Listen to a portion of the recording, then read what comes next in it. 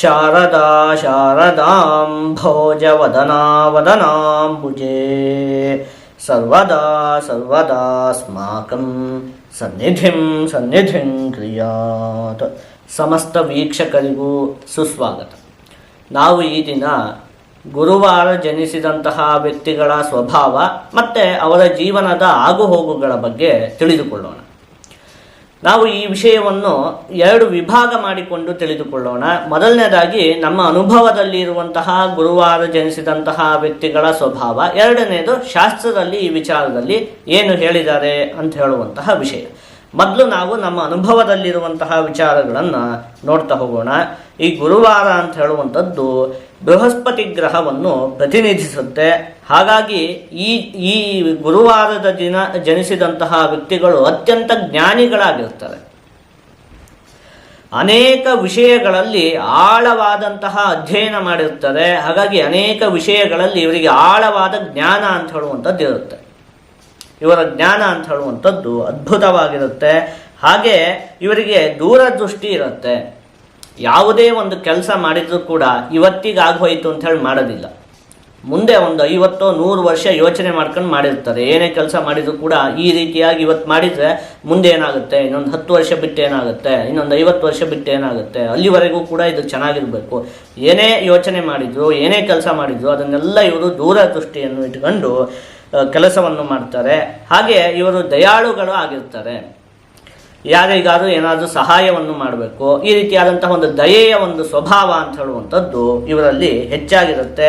ಹಾಗೆ ಇನ್ನೊಂದು ಮುಖ್ಯವಾದ ಇವರ ಸ್ವಭಾವ ಅಂತ ಹೇಳಿ ಆದರೆ ಇವರಿಗೆ ಧಾರ್ಮಿಕ ವಿಷಯಗಳಲ್ಲಿ ಅತ್ಯಂತವಾದ ಆಸಕ್ತಿ ಅಂತ ಹೇಳುವಂಥದ್ದು ಇರುತ್ತೆ. ದೇವರಲ್ಲಿ ಅತ್ಯಂತವಾದ ನಂಬಿಕೆ.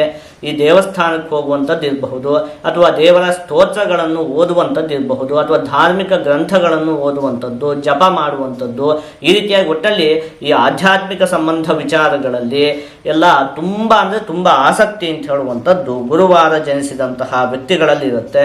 ಹಾಗೆ ಹಣಕಾಸಿಗೆ ಸಂಬಂಧಪಟ್ಟಿರುವಂತಹ ವಿಚಾರದಲ್ಲಿ ಇವರು ಅತ್ಯಂತ ಪ್ರವೀಣರಾಗಿರ್ತಾರೆ. ಅಂದರೆ ಹಣಕಾಸನ್ನು ಹೇಗೆ ಸಂಪಾದನೆ ಮಾಡಬೇಕು ಅಂತ ಹೇಳುವಂಥ ವಿಚಾರದಲ್ಲೂ ಕೂಡ ಇವರು ಅತ್ಯಂತ ಬುದ್ಧಿವಂತರು. ತುಂಬ ಚೆನ್ನಾಗಿ ಹಣವನ್ನು ಸಂಪಾದನೆಯನ್ನು ಮಾಡ್ತಾರೆ. ಹಾಗೆ ಹಣಕಾಸನ್ನು ಹೇಗೆ ಉಳಿಸಿಕೊಳ್ಬೇಕು ಅಂತ ಹೇಳುವಂಥ ವಿಚಾರದಲ್ಲೂ ಕೂಡ ಇವರಿಗೆ ಅಷ್ಟೇ ಬುದ್ಧಿವಂತಿಕೆ ಇರುತ್ತೆ. ಹಾಗಾಗಿ ಹಣಕಾಸಿಗೆ ಸಂಬಂಧಪಟ್ಟಿರುವಂತಹ ವಿಚಾರಕ್ಕೆ ಇವರು ಅತ್ಯಂತ ಬುದ್ಧಿವಂತರಾಗಿರ್ತಾರೆ. ಇನ್ನು ಇವರು ಯಾವಾಗಲೂ ಕೂಡ ಆಶಾವಾದಿಗಳು. ಅಂದರೆ ಎಷ್ಟೇ ಕಷ್ಟ ಬರಲಿ, ಏನೇ ಪರಿಸ್ಥಿತಿ ಬರಲಿ, ಇವರು ಯಾವತ್ತೂ ಕೂಡ ಹೆದರಿಕೊಳ್ಳುವುದಿಲ್ಲ. ಏನೋ ಕಷ್ಟ ಬಂದಿದೆ, ಮುಂದೆ ಎಲ್ಲ ಒಳ್ಳೆಯದಾಗುತ್ತೆ ಅಂತ ಹೇಳುವಂಥ ಒಂದು ಸ್ವಭಾವ ಇರುತ್ತೆ. ಎಂಥ ಕಷ್ಟ ಬಂದರೂ ಕೂಡ ಇವರು ತಮ್ಮ ಭರವಸೆಯನ್ನು ಕಳೆದುಕೊಳ್ಳುವುದಿಲ್ಲ. ಅಷ್ಟೊಂದು ಆಶಾವಾದಿಗಳಾಗಿರ್ತಾರೆ. ಇನ್ನು ಗುರುವಾರ ಜನಿಸಿದಂತಹ ವ್ಯಕ್ತಿಗಳಿಗೆ ಅತ್ಯಂತವಾಗಿ ಮಹತ್ವಾಕಾಂಕ್ಷೆ ಅಂತ ಹೇಳುವಂಥದ್ದು ಇರುತ್ತೆ.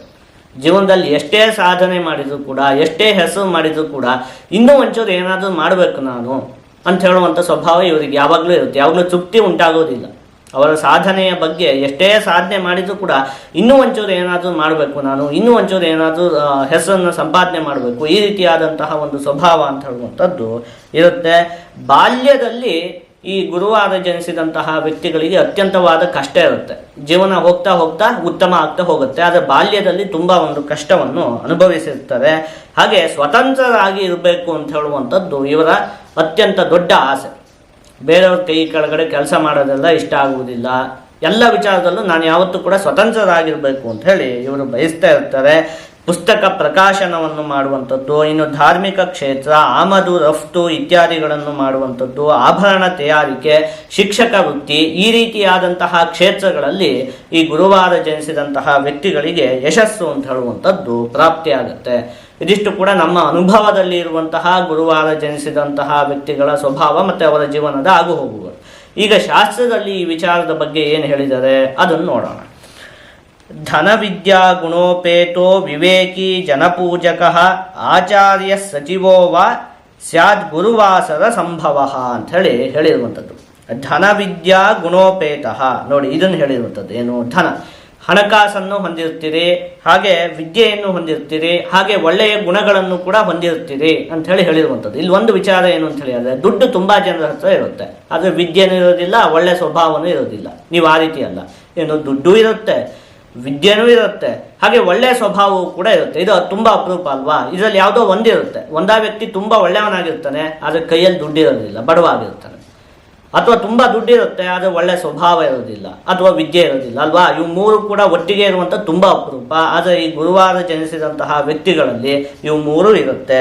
ಏನೋ ಧನ ವಿದ್ಯಾ ಗುಣೋಪೇತ, ದುಡ್ಡು ಇರುತ್ತೆ, ಒಳ್ಳೆಯ ಗುಣಗಳೂ ಇರುತ್ತೆ, ಹಾಗೆ ವಿದ್ಯೆಯೂ ಕೂಡ ಇರುತ್ತೆ ಅಂತ ಹೇಳಿರುವಂಥದ್ದು. ವಿವೇಕಿ, ಮುಖ್ಯವಾಗಿ ಯಾವುದು ಸರಿ ಯಾವುದು ತಪ್ಪು ಅಂತ ಹೇಳುವಂಥದ್ದೆಲ್ಲ ನಿಮಗೆ ತುಂಬ ಚೆನ್ನಾಗಿ ಗೊತ್ತಿರುತ್ತೆ ಎಲ್ಲ ವಿಚಾರದಲ್ಲೂ ಕೂಡ. ಇನ್ನು ಜನಪೂಜಕ, ಹಾಗಾಗಿ ಜನಗಳು ನಿಮಗೆ ತುಂಬ ಗೌರವವನ್ನು ಕೊಡ್ತಾರೆ. ನಿಮ್ಮನ್ನು ನೋಡಿದರೆ, ನಾನು ಈ ಹಿಂದೆನೇ ಹೇಳಿದ್ನಲ್ಲ, ತುಂಬ ಜ್ಞಾನ ಇತ್ಯಾದಿಗಳನ್ನೆಲ್ಲ ಹೊಂದಿರ್ತೀರಿ, ಒಳ್ಳೆಯ ಸ್ವಭಾವವೂ ಕೂಡ ಇರುತ್ತೆ.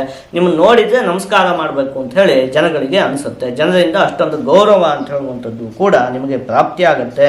ಆಚಾರ್ಯ, ಈ ಗುರುವಾರ ಜನಿಸಿದಂತಹ ವ್ಯಕ್ತಿಗಳು ಪ್ರಮುಖವಾಗಿ ಶಿಕ್ಷಕರಾಗಲು ಅತ್ಯಂತ ಯೋಗ್ಯರಾಗಿರ್ತಾರೆ. ಇನ್ನು ಸಚಿವ, ಜನರಿಗೆಲ್ಲ ತುಂಬ ಉತ್ತಮವಾಗಿ ನೀವು ಸಲಹೆಗಳನ್ನು ಕೊಡ್ತೀರಿ. ಅಂದರೆ ಏನಾದರೂ ಒಂದು ಕಷ್ಟ ಪರಿಸ್ಥಿತಿ ಬಂದಂತಹ ಸಂದರ್ಭಗಳಲ್ಲಿ ಜನಗಳಿಗೆ ಈ ರೀತಿ ಮಾಡಿದರೆ ನಿಮ್ಮ ಕಷ್ಟ ಪರಿಹಾರ ಆಗುತ್ತೆ, ಈ ರೀತಿಯಾಗಿ ಉತ್ತಮವಾಗಿ ಸಲಹೆಯನ್ನು ಕೊಡುವಂತಹ ಒಂದು ಸ್ವಭಾವವು ಕೂಡ ಈ ಗುರುವಾರ ಜನಿಸಿದಂತಹ ವ್ಯಕ್ತಿಗಳಲ್ಲಿ ಇರುತ್ತೆ. ಇದಿಷ್ಟು ಕೂಡ ಶಾಸ್ತ್ರದಲ್ಲಿ ಹೇಳಿರುವಂತಹ ಅಂಶ. ಅಲ್ಲಿಗೆ ಈಗ ನಾವು ಏನು ಮಾಡಿದ್ವಿ ಅಂತ ಹೇಳಿ ಆದರೆ, ಮೊದಲು ನಮ್ಮ ಅನುಭವದಲ್ಲಿರುವಂತಹ ಗುರುವಾರ ಜನಿಸಿದಂತಹ ವ್ಯಕ್ತಿಗಳ ಸ್ವಭಾವದ ಬಗ್ಗೆ ತಿಳ್ಕೊಂಡ್ವಿ. ಅದಾದಮೇಲೆ ಶಾಸ್ತ್ರದಲ್ಲಿ ಆ ವಿಚಾರದಲ್ಲಿ ಏನು ಹೇಳಿದ್ದಾರೆ ಅಂತ ಹೇಳೋದನ್ನು ಕೂಡ ತಿಳ್ಕೊಂಡ್ವಿ. ಇದಿಷ್ಟು ಕೂಡ ಗುರುವಾರ ಜನಿಸಿದಂತಹ ವ್ಯಕ್ತಿಗಳ ಒಂದು ಸ್ವಭಾವ ಮತ್ತು ಅವರ ಜೀವನದ ಆಗುಹೋಗುಗಳು.